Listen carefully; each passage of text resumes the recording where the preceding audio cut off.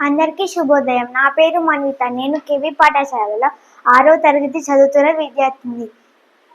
భాషా భాగాలు 5 రకాలు. నామవాచకం, సర్వనామం, విశేషణం, క్రియ, అవ్యయం.